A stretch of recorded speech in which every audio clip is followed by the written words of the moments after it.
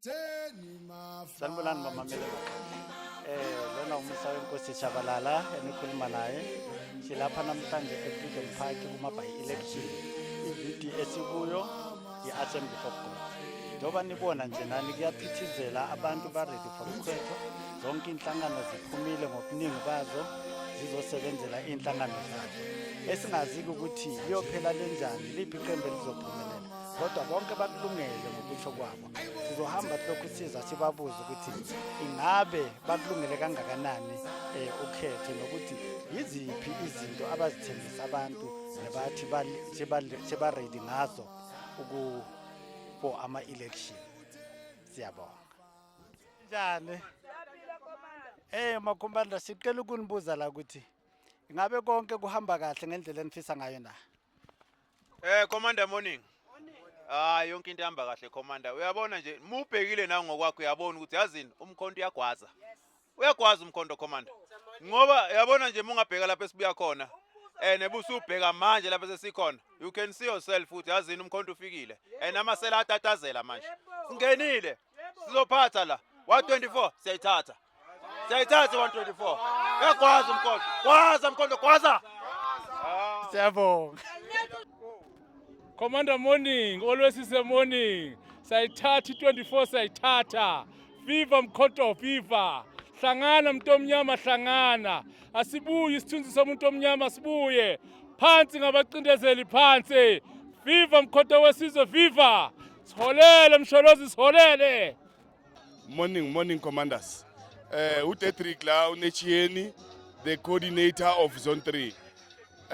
We are at the by-elections of Ward 24, which is one of the wards within Zone 3.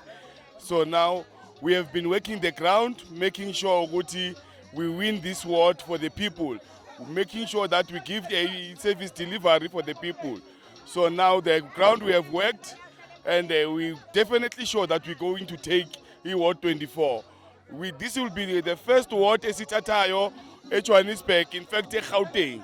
So we are ready, and we know for a fact that we are going to win. I thank you very much. My name is Nolikwa Smasha. I'm a member of the EFF. We are currently at assemblies at God VD. As we know that we are having by-election here in Ward 24, and we are very confident that the community is going to vote for us because we have done everything we can to ensure that the community is conscientized in terms of what changes can we bring in the EFF, because we have seen Uguti, there's lack of service delivery around this ward. As you can see, there are many dumping sites, and there's issues of electricity in Mutswaledi. So we are confident enough, as we had our community meeting whereby the president addressed residents and to ensure that they know that they are voting for councillor candidate, which is Councillor Majola of the EFF. Ya party EFF ya partner.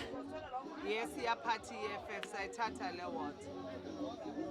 Thatha 124 thatha. Sanibonani njani baba? Siyaphila. Sithe kunjalo TV, sithanda ukubuza ukuthi ingabe mhlambe ni IFP nilungele kangakanani ukhetho? Hayi kusi-IFP hayi ekhethweni singenile asithukanga si-IFP njengoba sibona siyindobo ey'ntathu sifuna ukuthi sisebenzele umphakathi nakhona sisafika kule voti le sathuthuka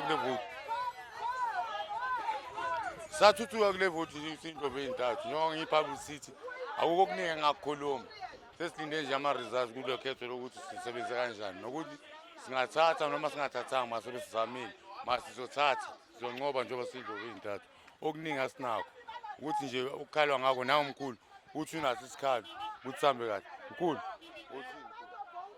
Mina ngithi ilanga layizolo silele kabuhlungu sisathi siphekele ukuthi sizodla ekuseni athola ukuthi hayi na ugesi yahamba sokukhala ibhamu langaphandle and umakhelwane wami lo next yami lo uthi bayangenelwa.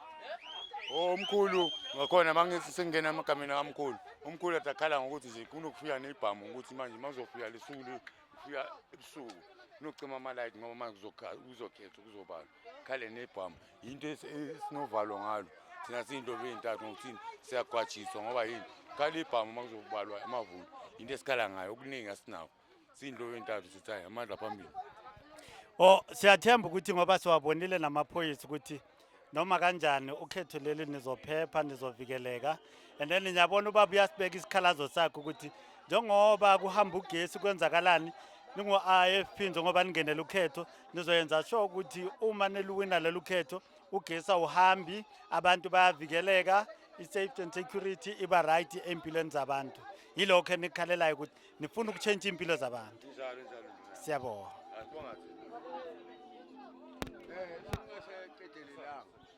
Khona ubaba bekadukile ezekhona la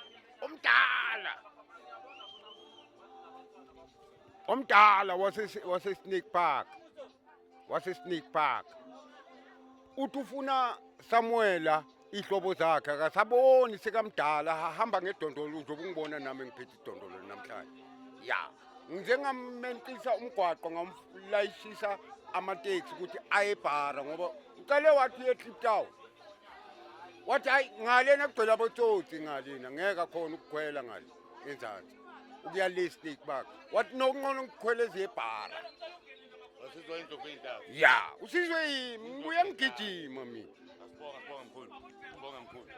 Hayi niyazizwela nani babukele emakhaya ukuthi nanti i-IFP isiza ngisabantu abadala abadukile ibasizile bakwazi ukuthi bathole i-transport. Kuyabonisa ukuthi balungele lolu khetho bazimisela ukusebenzela abantu ngoba nangalo lelanga lanamhlanje bayalisebenzela ukhetho.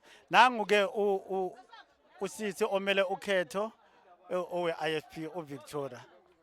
Siyabonga.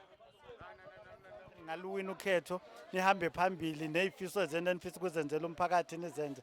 Singezwa yena-ke ubaba uSifiso ngoba bayatsho bonke ukuthi uyeke umuntu oney'mpendulo zakho konke mayelana nalelu khetho. Ingabo konke kuhamba ngendlela enifisa ngayo nangendlela enihlele ngayo ukuthi ukhetho lihambe ngalo. Lo khetho luphephile and manibhekile nizoluwina nalelu khetho baba. Ngithokoza kakhulu mphathi wohlelo eqinisweni ngendlela esisebenze ngayo nangendlela esithema singena ama-door to door abantu basethembeni lokuthi inhlangano engabasiza sebenesikhathi behluphekile bephethwe inhlangano engabagculisi njengamanje sebesethembeni lokuthi njengo-IFP singababuyisela ithemba eyinkingeni ababhekane nazo and sinethemba lokuthi njengoba sikhona sila ngendlela esisebenze ngayo eqinisweni ngevele uma usebenza uyitshela ukuthi uzowina futhi nangendlela esibona ngayo siyathemba ukuthi kukhona esingakuthola. Mhlambe ngaphambilini before kuzofika ekhethweni ngabe kukhona yini esenike nakwenzela umphakathi okungayenza ukuthi mhlambe umphakathi ube nethemba kunina noma mhlambe niqhamuke manje njengoba sekuzoba ngama-by-election? Eqinisweni njengenhlangano ye-IFP sihlezi sikhona phakathi kwabantu siphethe singaphethe kodwa sihlezi sikhona phakathi nabantu ngoba sisebenzela abantu emhlabeni. Umama lo okuyena yena umambani Mamkhize uMamkhize ekuyena yena ozonimela ekhethweni ingabe yena okulungele umphakathi uthini ngaye nje mawumbuka ngabe yena unamiphi imisebenzi emphakathini? Eqinisweni njengoba njengenhlangano ye-IFP sakhetha yena samkhetha ngoba sasibona ukuthi kukhona ushintsho ongalwenza emphakathini futhi kukhona esikubukayo kuyena ngoba umuntu aniveli nimkhethe kodwa nibuka indlela ayiyona futhi nangendlela ayirepresenta ngayo emphakathini futhi sinethemba ngoba noma sifika kubantu emphakathini banethemba lokuthi ngoba silethe umuntu wesifazane uyena mhlawumbe uzoguqula ushintsho empilweni zabo. Sibonge kakhulu. Sizizweleke nani balaleli emakhaya ukuthi i-IFP ililindele lelu khetho and iyathembisa nokuthi izoluwina indlela abasebenze ngayo nangendlela abayihlele ngayo kuyabonakala ukuthi ba ready for lelu khetho leli. Sinifisela konke okuhle sisazobuya futhi lokhu sinibheka siza ukuthi kuhamba kanjani sizoba nani until kuze kuphume ama-results kwanamhlanje. Lena isekunjalo TV itholakala ku-YouTube, sekunjalo TV channel itholakala ku-YouTube, itholakala ku-TikTok. Siyabonga.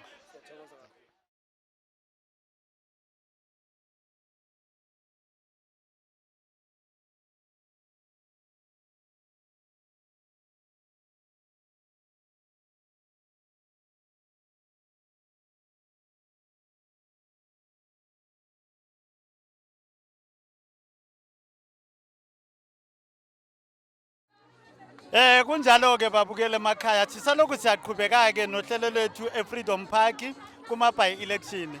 Manje sikwenye iVD somela ulwazi naba abafethu be-MK bazosichazela ukuthi ingabe bona balibona kanjani lolu khetho ukuthi lizobafikisa phi bazophumelela noma angeke baphumelele noma seba ready kangakanani for lelu khetho. Niyabona ke wonke umuntu ujabulile zonke inhlangano ngapha zizimisele kakhulu. Ake sizwe ke ebe-MK ukuthi ingabe bona bathini. Asiqale ngokunibingelela, siyanibingelela nonke ninjani? Siyaphila futhi. Ngiyanibona nibahle nifaka ama-track suit amahle. Ngiyasho ukuthi hayi beni ready for lesuku lanamhlanje.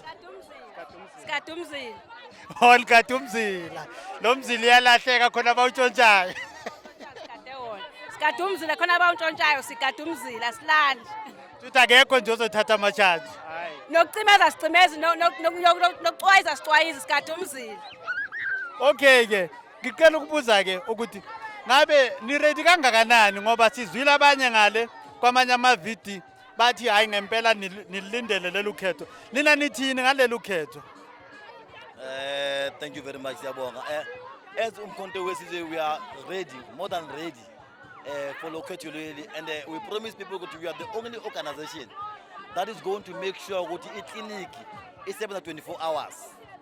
Because we know abantu bethu banokugula ebusuku bahluleke ukuthola ukunqedwa. So we are saying to our committee, because Siyabona nabo they are willing to give this young baby the opportunity ukuthi ilile kulolu khetho. We are ready, we are much ready. Ngiyakuzwa impela njengoba nisho nithi ni ready. Ngicela ukubuza nakho ukuthi njengoba seni ready kangaka namhlanje yikuphi enikwenzile emphakathini okubonisayo ukuthi hayi ngempela ni ready ningalithatha lelu khetho nokuthi abantu bathini emakhaya ngani uma ningena la emzini nenze door to door. Siyabonga, we have done a lot.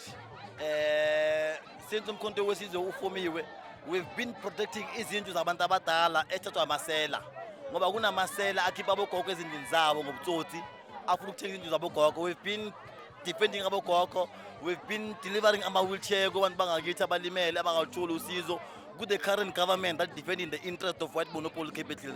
So abantu ezindlini, they are willing and they are ready and they've been waiting for Umkhonto Wesizwe, and I believe now is the time ukuthi Umkhonto Wesizwe must deliver more. Okay, ningathini ninabanye enihamba nayo ubhuti ngapha? Okuningi sikwenzile somkhonto wesizwe. So okusele nje ukuthi kusebantwini. Sina sobona ngabantu ukuthi sisebenzile. If abantu basivotela, that means sisebenzile. If abantu abasivotelanga, that's still okay. That means kumele sisebenze kakhulu kunakuqala. Ngiyabona. Omunye ngathini? Commander, it's a morning. We try our best.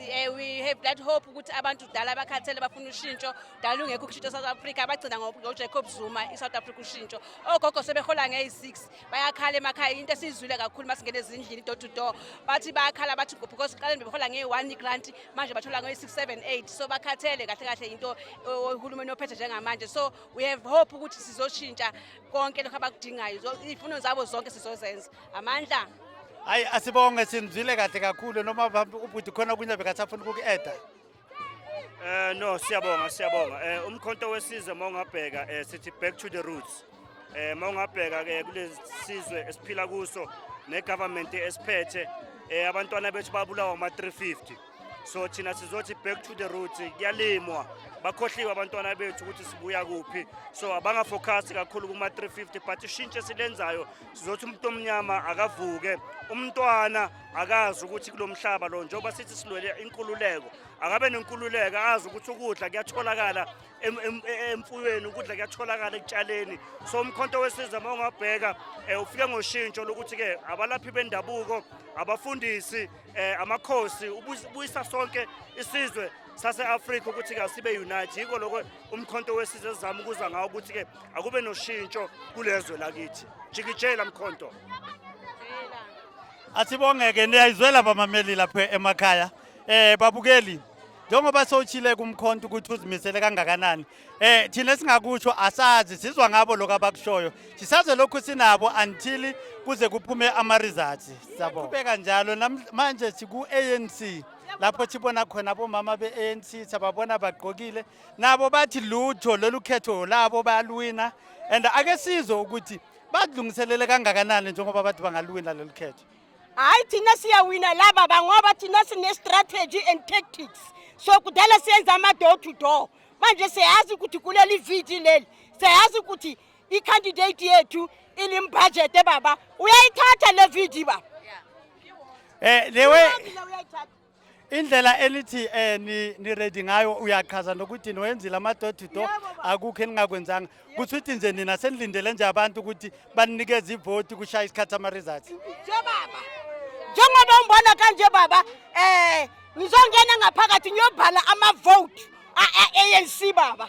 Ngimisele ngiyazi ukuthi ngaphakathi sobashaya 10-0 baba. Hayi siyakuzwa konke lokho ukhona mhlawumbe omunye ofuna ukuthi kube khona kubekayo. Coordinator bahasete mo. Okay.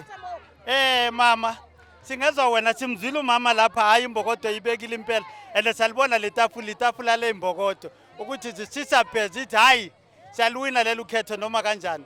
Wena mama uthi Tata kokumela tata. Siyawina. babukele emakhaya sizwela i-ANC lapha ithi ihamba yodwa. Sizobe sinani futhi intambama uma sekukhandwa. Sinifisela okuhle ukuthi niphumelele niqhubeke niphathe abantu bakithi ngendlela enibathembise ngayo nangendlela nithi sizoyenza ngayo. Siyabonga. Without ANC baba. For ukhetho noma mhlambe baqhamuke sebaya kuma election asiza ukuthi nidlungisele kangakanani nokuthi yini engaka ezoyenza ukuthi abantu bangaze banivotele njengoba namhlanje kukhetho. All right, no, thank you very much. My name is Franz Ngubeni. I'm a member of the Economic Freedom Fighters who are here to support Welcome Majola to be the ward councillor of Ward 24 because if you can see around the state of the ward, it has collapsed and we are here to make sure that Fighter Majola will bring services to our people. It's going to make sure that our people get proper water, get proper toilets and make sure that they get proper houses because many of our people here are struggling. There are no jobs. Young people in the area, they are unemployed, but they have a government that has been ruling this ward. So now we are here for total takeover to make sure that we bring services to our people. Ngiyakuzwa konke lokho okushayo ukuthi nizokwenza. Okwamanje ikuphi esenikwenzile njengoba sekuyiwa kuma election? So we have made sure that our people in certain areas where there are issues of learners who wanted spaces to schools, we've made sure that we get them spaces because we had a serious issue with the many learners here in this area, and we're also making sure that many young people who are unemployed, who are not even graduate, they can't even get access to education. We're making sure that we're taking them to universities, we're applying for them as we speak, and making sure that they get proper education and be able to go and get jobs. Okay, siyanizwa impela. Khona safuna ukuthi And also in addition, we've been cleaning the area. There've been so much dumping areas that were not attended to. So already before we're even government, we've been cleaning the area, making sure that our people stays in a conducive environment. Okay, usisi naye ngathi khona afuna ukukubeka nje. Yes, additionally, so when we did our door-to-doors, most of the people bebakhala. Njengoba people with disabilities, there were those who we were coming across and they would be requesting our wheelchairs. Already we have donated 3 wheelchairs to the people who needed those, who are our people with disabilities. So we have been doing door-to-door, we have been engaging with the people and we have tried to actually make sure we action those things that are talking. So that is all that we've been doing. We did cleaning campaigns la Echovicho, we did cleaning campaign Motswaledi, we did cleaning campaign la Freedom Park just to ensure that the Ama dumping site, and remember this dumping site, some of the people use it. People after being killed, they dump them there. All the crime, most of the time, it's in this dumping site. So we are trying to eradicate such areas where people dump, and then we do a campaign where we're educating the people the importance of keeping their areas clean. So that's what we've been focusing on. And we brought them a mobile clinic, which they wanted. Babukele emakhaya kuyezwakala ukuthi EFF izimisele kakhulu munengi umsebenzi owenzile for lokhetho lona. Thina sise kunjalo TV channel sinifisela okuhle, sizoba nani futhi sibuye sizozwa ngesikhathi sama-results ukuthi kwenzakalani. Size lokhu siphithiza sivela ngapha ngoba siyabona wonke umuntu uzimisela ukuthi awathole lamavoti. Sinifisela inhlanhla kuko konke okwenzakalayo. Siyabona. Okay. Ngempela? Hayi, siyanifisela ukuthi kwenzeke lokho. Nibe nosuku oluhle. Thank you.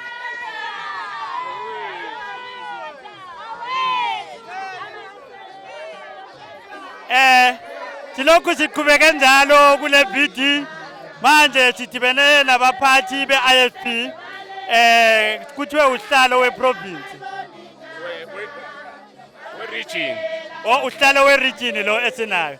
Sihlalo sizoqela la ukwazi ukuthi siyabona impela nizimisele nifakile ikipa ze-IFP. Sifuna ukwazi ukuthi lokuzimisela okungaka ngabe nilungiselele ngempela niwenzile na ama-door-to-door bathini abantu ngani ni ready kangakanani for lelu khetho? Baba akubingelele ngibingelele nababukeli. Ukhuluma noThokozani wakankomo chairperson we-IFP kwi-City of Johannesburg. Thina as the IFP we are more than ready. We are more than ready. Abantu badinga i-IFP on the ground. Oh, okay. Okay. Ukhuluma no ikale phansi. Okay. Oh. Nga-continue. Okay. Oh, bengisathi thina as the IFP.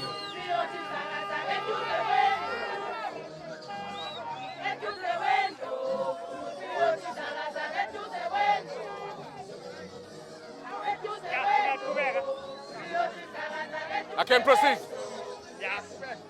Oh, okay. Bengisathi ke njenge-IFP we are more than ready. We are more than ready because abantu bafuna i-IFP on the ground. Bazamile ukuvotela ezinye amanye ama-political parties but abasizakalanga abantu. Njengamanje badinga i-IFP. That's why siyayicontesta le ward. Hopefully sizokwenza kahle kakhulu ngoba one sikhethe umuntu osifazane abamaziyo ohlala kiyo le ward osebenza nabantu every day. Njenge-IFPs we are more than ready. We are more than ready. Into ke sizoyenza thina akekho umuntu ongazi ukuthi lapha sibulawa poverty and unemployment rate yakhona is very very high in this ward. Abantu abasebenzi icrime iphezulu baphila ngeinyokanyoka njengoba ubona nje ugesi illegal connections iwona khona njengamanje njenge-IFP nje as from sasa sizoyiqeda masenze kahle. Siyazi ukuthi amavoti bayawathenga abantu. Sizwile ukuthiwa once wavota uyarushuthi ivoti uhambe uyothatha 250 rand somewhere lapha nekhonini. But thina we are so proud ukuthi silapha njenge-IFP sithembekile futhi sizokwenza kahle. Ngiyabonga baba. Ngiyezwa uthi kukhona abathenjisa ukuthi nabavote kahle bazothola imali. Kusho kona ukuthi kuthi abasebenzanga ebantwini bathenga abantu. Bathenga abantu nje leyo i-public knowledge leyo ukuthi amavoti bayawathenga bayawadayisa abantu kuthiwa once wavota uzothola 250. Leyo nto yaziwa leyo nto. But njenge-IFP thina sihlezi sithembekile si-organization eyakhiwa kungacanukwanga sakhiwa suka from 1975 sikhona emzabalazweni wase-South Africa. Sinezinto esingayikhomba ukuthi lezi zenziwe i-IFP lezi zenziwe i-IFP. Siyinhlangano ethembekile kubantu sabo ndoda siphuma phansi kwendoda ongayithemba yilokho nje baba. Asibonge badlali kumphathi we-region we-IFP. Siyabona mphathi la nangu usisi okuyena ostendayo. Naye singathanda ukumuza ukuthi uthi uzobenzelana abantu. Uthembeke kangakanani yena kubantu? For now usangene ngaphakathi akekho la. Usangene ngaphakathi kuyochecka esinye isimo la ngaphakathi. But as soon as sefika somletha kuwe baba siyam-interview. Okay, haya sikubonge lokho baba. Siyabonga, sinifithela inhlanhla. Sizobuya ntambama sizobe sinani. Makukhawunta la nathi sizobe sikhona. Sinifithela inhlanhla sengathi ngaphumelela.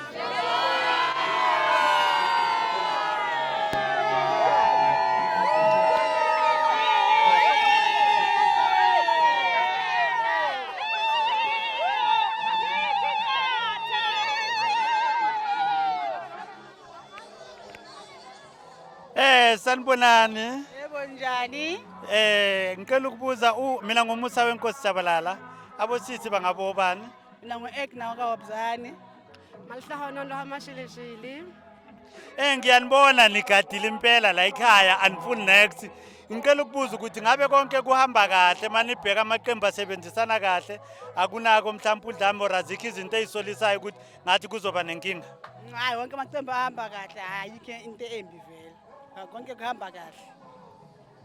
Hayi kaniti he mari usenyana re la ka ba le bothatanyana le MK useng ba re rona o tlamehile re dikolo a di kena re searche dikoloi and rona ga behela hore re searche dikoloi ke bona bothata re batla re kopana le bona bo useng.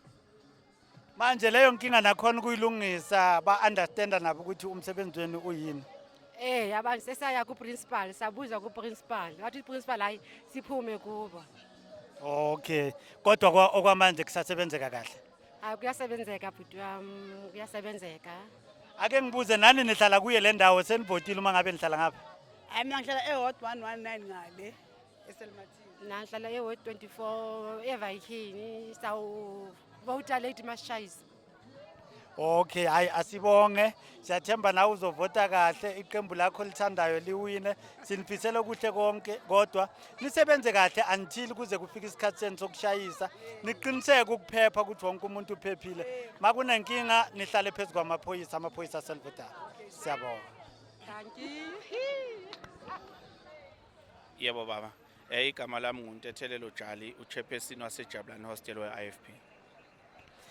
Sicela ukukubuza lana baba ukuthi njengoba kungama election namhlanje nidlungiselele kangakanani ni IFP yiziphi izinto ezinenza nibe nethemba lokuthi noma kanjani siyawawina lama election ngoba masihlangana nabanye be-IFP bayishaya isifuba batayi abakhohle bonke la yithe samba phambili. Impela kakhulu singenile la mfo wami, singenile bhuti wami la sadibana nama challenges abantu esibonayo ukuthi singakhona ukwalungisa. So futhi sibathembisile ukuthi if bevote kahle bazokhona ukuthi belungiseleke yonke into abayidingayo la ekuhlaleni.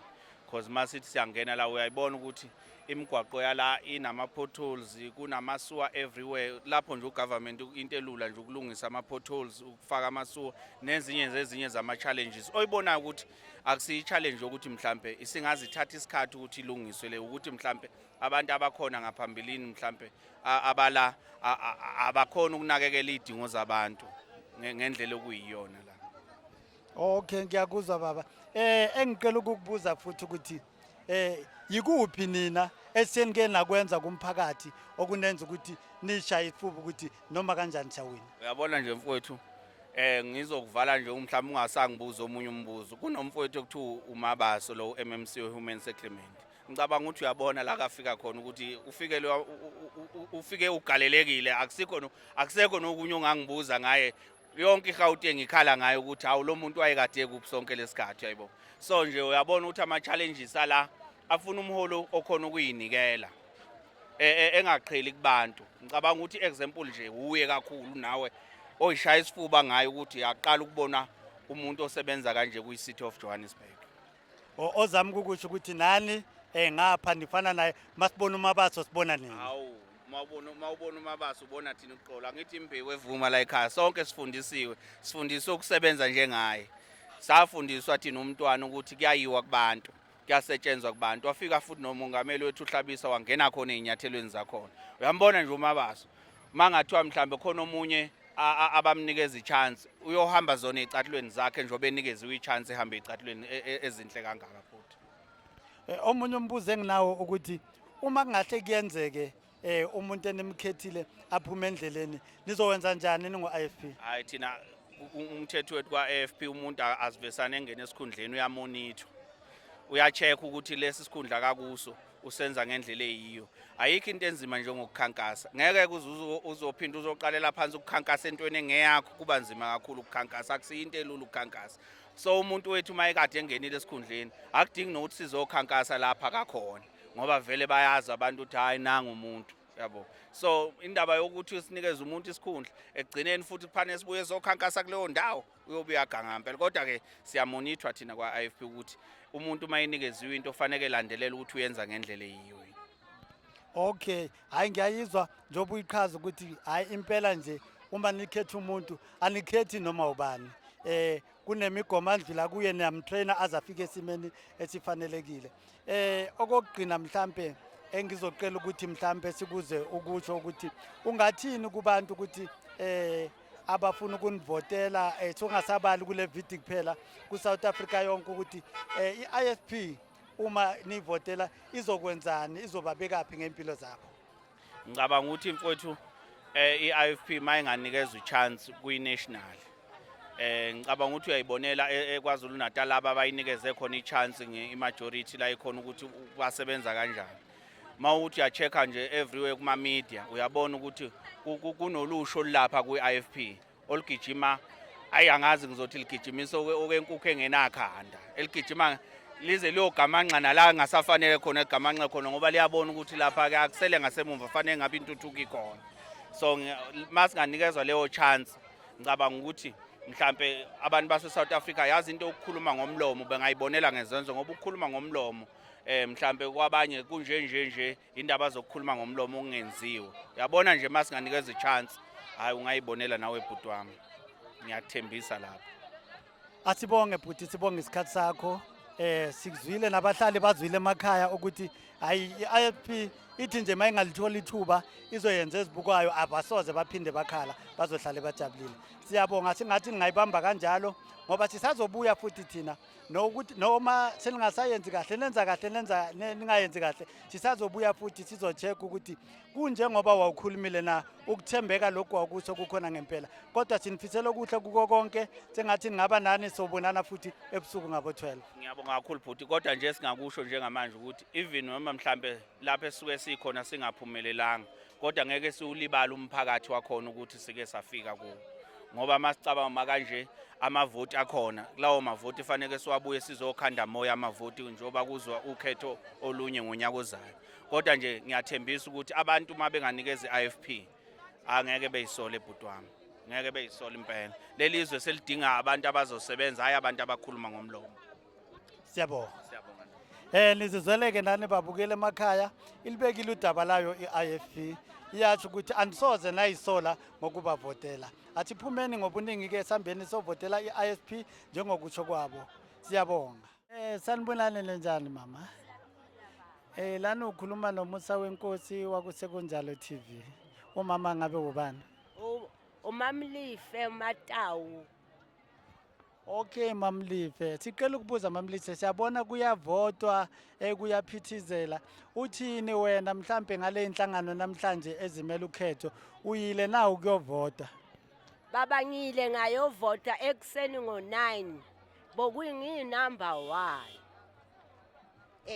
Mawubheka mama iqembu lakho olivotele lizowenza na umehluko ngaphakathi kwale ndawo? Baba hayi angibona umehluko ngisengize ngene kwelinye ngibone ukuthi umehluko ngoba iminyaka ngivota angitholi into engiyifunayo. Itrati siyangenelwa abantwana bathola umsebenzi sithatha imali yethu manje anginane ngikhalela icold drink ufanele ngiyothenga umeli imili ngiyobhalisa lapha eMapakistanini inyanga iphela ngibhadala abo 600 400 507 liyenzela lezukulwana nabo mama babo abanamsebenzi nabo baba. Umama uthi yena elakhe ivoti ulifakela ukuthi kube nomehluko kubazukulu bakhe bakwazi ukuthi kube khona abakubeka etafuleni naye akwazi ukuyidlela imali yakhe kahle. Ngizokwazi ukudla ngiyodla abo Southgate ngiyodla into ezimnandi angikoni. Moya wami ubuhlungu namanje. Okay, hayi siyamuzwa kahle umama. Umama yena angathini? Uvotile umama? Angivotanga. Kungani umama angavotanga yena? Ngivotela ngasemakhaya. Okay. Mama kahlali ngapha. Okay. Emakhaya. Uhlala eLimpopo. Umama hlali eLimpopo. Mama khona ngale eLimpopo iservice delivery njani? yona nangesinye isikhathi bayingcono ngesinye isikhathi ngekho right. Umama yena ungale ekhaya eLimpopo uyavota kodwa makuyisikhathi sokuvota. Ngiyavota. Iqembu lakho livotelayo uyalithemba. Ya ngiyalithemba. Nawe awusukanga kwelinye iqembu waya kwelinye iqembu. Hayi mina ngisuki. Okay. Hayi kuyezwakala ke mama. Siyabonga isikhathi senu bantu abadala. Thank you. Yebo minjani? Siyaphila nathi. Lo ukhuluma naye uMusa weNkosi Shabalala from Kunjalo TV. Utshitshe na ngabe ubani? Lo ukhuluma naye uMusa weNkosi Shabalala from Kunjalo TV. Ingabe utshitshe na ungubani? Rigenzitha. Okay. Utshithe uvotile? Singivotile. Uvotele ini usisi? ANC. Uyayithanda iqembu lakho? Ngiyayithanda. Manje uthini ngoba abanye abantu bayakhala bathi hayi kusoloku iyaba khona i-service delivery ayibonakali imigwaqo ayenzeki wena awukhali ngakulutho unelisekile ngeqembu lakho? Mina angikhali lutho ngoba ukunika ipaycheck and then le 370 ngiyayithola. Hayi siyabonga sisi ngeqembu lakho livotelayo nathi sakubongela sikufisela okuhle uma iqembu lakho kodwa kuthiwa aliphumelelanga uzokwenza njani? Akunganalexi a ni ta xi endla. A ku nga na lexi a ni ta xi endla ni swi swa ka ni ta endla yini. Okay. Mara sikufisela inhlanhla ukuthi nawe iqembu lakho liphumelele. Siyabonga. Malume. Igama lami nguMusa weNkosi Shabalala from Kunjalo TV. Lana siyabona kunama election uthini wena ngale simo sama election uthi kuvotelweni ufuna muphi umehluko uqale ngokuzisho igama nesibongo. Igama lami nguMatsakosi. Ngwakamaluleke. Mina ngifuna iANC ya. Oh wena ufuna iANC? And then uma ufuna iANC ufuna ukwenzeleni ngoba abanye bayakhala bathi ayibanika ayenzi iservice delivery kahle baphoqekile ngeservice delivery nange development wena kulokho uthini? Mina ngithi ANC ngingasilungizela amalight ngasifakela amalight nasemobile ifaki isikotiri ngasenzela into something iRamaphosa ngiyamfavor ngenhliziyo yami yonke. Okay siyabonga. Lakho likhuluma ekhaya. Interview ya mina baba ni vona yi famba kahle ngopfu election leyiwani a yi na rush a yi na problem hinkwenu hi tsakile ni vona hi tsakile hinkwenu a ku na xo biha ya. Ingabe ubaba yena uvotile? Ya ni votile baba. Ubaba uvotele liphi iqembu? Ni votele iKhongolose baba. Ubaba njengoba uvotela iKhongolose siyezwa abantu bayakhala bathi iservice delivery nedevelopment azenzeki ngendlela eright. Ingabe ubaba uqolisekile ngalokho? Baba abantu asibona ukufana. Mina ngibona kungane problem. Mina izinto zihamba kahle zonke. Abantu asibona ukufana. Okay. Ubaba uzibona nelisekile futhi ujabulile ngeqembu lakhe. Ngijabule kakhulu baba ngeqembu lami kakhulu futhi baba. Ngijabulile. Siyabonga baba. Danke baba. Lo khuluma naye uMusa weNkosi Shabalala from Kunjalo TV channel. Lo khuluma naye uZamani wakamsibi. Okay, Zamani wakamsibi. Sicela ukubuza uye wavota na? Yebo ngivotile. Uvotele liphi iqembu? Ngivotele MK. Yini sizathu esikwenza ukuthi uvotele MK? Yini? Hayi ANC sisixhaphaze kakhulu, sihlukumeze kakhulu somphakathi. Buka imigwaqo enjani kuyimanje nje. Unini bathembisa abantu izindlu. Namanje nje salindile nje kuyimanje nje. Mhlawumbe iMK ngafika ngoshintsho ukuthi bekhona izinto ezozenza mangabe akho njalo kumele ukuthi kwamanye ama election isidedele elinye iqembu. Oh iqembu lakho leli iMK uyalithemba ukuthi lona lizowenza umehluko? Hayi ngiyalithemba. Isizathu sokuthi lithembe isiphi? Ngoba lo le khansela abazolikhuphula nje umuntu oqondile ozwana nento eqondile akazwana nento ebhedayo. Okay, hayi siyabonga mfethu. Bonga mina nawo nokuphuthula kuyadliwa futhi. Okay, hayi siyabonga. Ubafo lana urana nebusiness uyazi ukuthi nayi kuyadliwa ngapha. Kodwa sikufisela inhlanhla ngenhlangano yakho ukuthi niphumelele. Siyabonga. Sisaqhubeka njalo ne-interview yethu. Sinelungu lomkhonto lapha esinalo lo okhuluma naye uMusa weNkosi Shabalala from Kunjalo TV. Ubaba yena ubani? uBishop isithandwa sabantu lesi uSharpley nomkhonto region organizer womkhonto wesizwe. Lo sikhuluma naye u-region organizer we-ANC MK asikisi we-MK sengikhulume kabi ngiyaqolisa lapho. Siqala ukubuza ukuthi siyezwa sikhulumile nabanye be-MK basho ukuthi hayi ngempela niyayithatha le wodi le.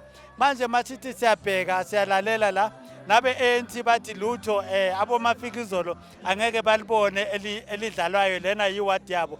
Nina nithembeni lengaka ngoba nabanibuka abanibona njengabantu abaqhamuka manje eyingekho into abazoyenza ebalekile emphakathini. Eyokuqala nje ngakutshela yona ukuthi umshanelo omusha ushanela kangcono kunomshanelo wakudala.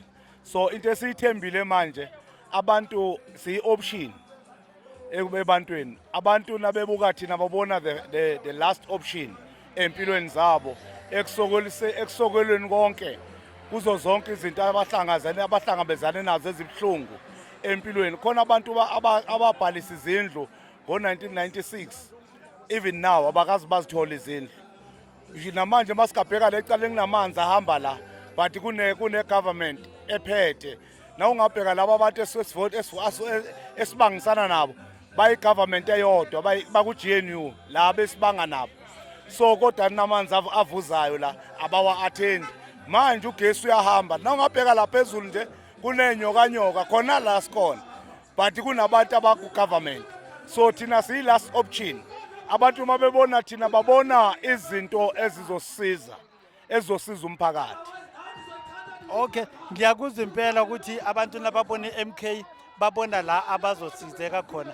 Yibuphi ubufakazi ongabusho ukuthi ngempela umphakathi uzosizeka? Nansi abasiboleka amandla. Okwamanje njengoba sikhuluma manje, sikhuluma out of amandla. Abasinikeza amandla bazobona into esizoyenza. Thina silandela ugedle ihlekisa. Umuntu owafike wenza izinto zenzeka egovernment. Wafika abantu befa. Wayekisa abantu kufa wabadlisa ama-ARVs kade kwaliwa ukuthi adliwe. Waqala abantu baphila. Wakha ama-infrastructure ayinqwaba eSouth Africa. Wakha ama-university ayinqwaba eSouth Africa. Ngenxa yokuthi uyayazi uphethe ama-principles womuntu omnyama ukuthi nazi izinto ezidingwa umuntu omnyama akakwazi ukujika kuzo. Nathi ke isiqiniseko sako ngenxa yokuthi sine command. Thina asikho yabona siphethwe i-command. Ingakho sithi noma sibulisana sithi commander morning because siyakhomandwa from phezulu siyakhomandwa sehla sibheke ezasi siyakhomandwa. I-command ithi command yamasosha ithi you comply now you complain later. So that is why nginesiqiniseko sokuthi sizokhomandwa kuthi uyenza 1 2 3 then siyoyenza leyo nto. Kunaleke into le ekhona ekhulunyayo ngabantu bonke ukuthi nina niyi-MK ngaphandle kwaZuma i-MK ayikho. Uma uZuma kungathiwa uyashiya emhlabeni kube sekuphelile nge-MK. Ayakhelekanga kuZuma. This is lies. Ayakhelekanga kuZuma. But yakheleke kubantu abalimele belinyazwe ukuthi balwa befuna ukubuyelwa izwe labo, befuna lo mnotho wabo. And umnotho esiwufunayo noma izwe silifunayo asifuni yisurface kuphela because lo mhlaba ethu asawuthola uma ngabe kutholakala igolide la niyasuswa because sekukhona abantu abanikazi bomhlaba ongaphansi.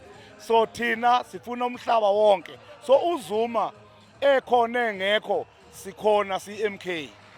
Noma ngabe kuthiwa ungafikelwa isiphi isimo i-MK iyaqhubeka futhi ngamandla. Mawungabona i-structure se-MK asikho kuZuma njengezinye ngeke ngibala amanye amaqembu okusibanibani eyakheleke kusibanibani. Thina i-MK kufike kubo ubaba uZuma kuba amakhosi, after amakhosi kuba abafundisi, after abafundisi kube abelaphi bendabuko, ngaphasi kwabo kube i-high command, ngaphasi kwe-high command kube kuzoqala ke manje kuzoba ama-province detachment. So kusuke kuma-province detachment kuzoba ama-region detachment. So uZuma nje noma ngaba ngasuka iyaqhubeka i-MK. Hayi siyabonga sizwe kahle. Sinifisela inhlanhla kulama election. Sizobe sinani futhi ngo-12 ebusuku siyabonga. Ngiyabonga kakhulu siyayithatha le vote. Le vote le siyayithatha bethanda bengathandi eyethu le vote. Ubhuti ngabe ubani? Angibingelele Musa Nkosi mfowethu ukhuluma noSifiso kwaMbhele deputy chairperson ngaphansi kwe-Diploma Hostela ngaphansi kweqembu le-IFP. Asibonge ke ukukwazi. Silana nje sizobuza mayelana nokhetho ukuthi ingabe izinto zihamba kanjani la ngaphakathi and then nani la ngaphandle ngabe yonke into ihamba kahle? Mfowethu okwamanje kusahamba kahle kakhulu noma kunalawo ma-challenge lawo nje kancane kodwa ngicabanga ukuthi ukhetho lusaqhubeka kahle linokuthula and abantu bajabulile umphakathi bayangena bayavota bayaphuma nje akukho mhlawumbe ukuqwebhana njengamaqembu ezepolitiki njengokujwayelekile ke kube nemisindo ebakhona kodwa namhlanje cha sisabona nje ukhetho lusahamba kahle kakhulu mfowethu. Mhlambe mangabuza nje njengoba uthi mhlambe ke kwaba khona ama-challenges enjalo ngaba ama-challenges anjani lawo?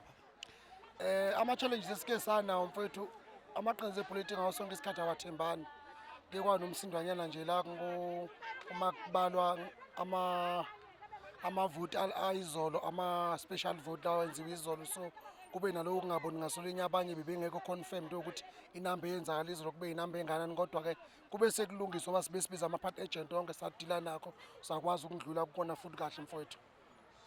Asibonge ukukuzwa lokho. Mhlambe masingake sibuze nje ukuthi niyi-IFP ngabe nilungele kangakanani lolu khetho? Mfowethu siyiqembu le-IFP sikulungele kakhulu lolu khetho lolu noma lune-competition ephezulu kodwa nje sinesifiso siyiqembu le-IFP ukuthi mhlawumbe umphakathi wakwa-24 noma umphakathi waseGoli ukusithembe ngevoti lawo kungakaze kube khona mhlawumbe ikhansela le-IFP kule ward. Singakujabulela kakhulu nje ukubona abantu base-24 bevotela umuntu wesifazane njenge-candidate yethu ngoba sikulungele nje kakhulu sifisa ukuletha ushintsho ngoba i-IFP idume ngokuletha ushintsho emphakathini la kusuke ku-wrong khona siye sifike silungisa nje kuphela size nentuthuko la wa-24. Ngabe lo owesimame enimqokile nimthemba kangakanani? Yiziphi izinto mhlambe ake azenze emphakathini ezinenza ukuthi nimthembe ukuthi ngempela ukulungela ukhetho? Well bhuti wami usisi uNandiphe simkhethile one simkhethe ngaphansi kwesisekelo sokuthi abantu besifazane kufuna siba-prioritize singahlezi yonke into ingabantu besilisa kokuqala lokho. Okwesibili umuntu okhathalele kakhulu umphakathi oparticipate entweni eziningi ezenzekalayo wa-24 ongeke uzumswele emphakathini noma ubuza kubani ngaye bazokutshela ngaye la kunenkinga khona kunegame yokunani nani uzomthole khona ezoparticipate njengomuntu wesifazane ngaphandle ukuthi uyi-candidate ye-IFP but umuntu okhathalele kakhulu umphakathi futhi owuthandayo kakhulu umphakathi. Okay, siyakuzwa konke lokho. Mhlambe okunye singakubuza ukuthi uma kungakethiwa kuyenzeka umuntu umama lo ongesimame enimkhethile senibona ukuthi manje ngathi akahambi ngendlela i-IFP efuna ukuthi ahambe njalo nizokwenza njani kulokho? Mfowethu i-IFP nama-policies akusile iqembu elireporta kwenye indoda. I-decision ku-IFP ayiqhamuki kwenye indoda.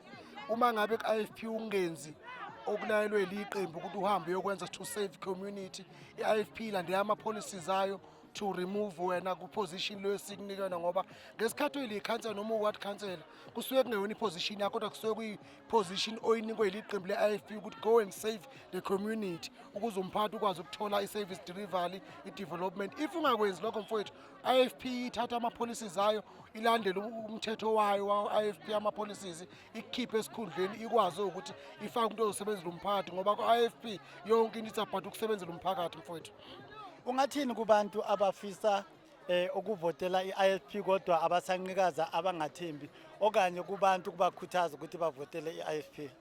Mhlawumbe ngibonge nje lo mbuzo njengaleyo ngathi mina kubantu ngiwumbhele ngisacela belinike i-IFP ithuba ezibebonile u-IFP isikhathi bengekho uhulumeni uthema engena la kwa-housing njengomnewethu u-MMC wethu umhlonishwa umlungisi Mabaso ofike kwa-housing la eGoli njengo-MMC wafike wenza izinto eziningi kwane-movement kwanyakaza izinto eziningi abezingenzeki before engekho yena njengomholi osemncane we-IFP noma o-deploy i-IFP kuleyo position.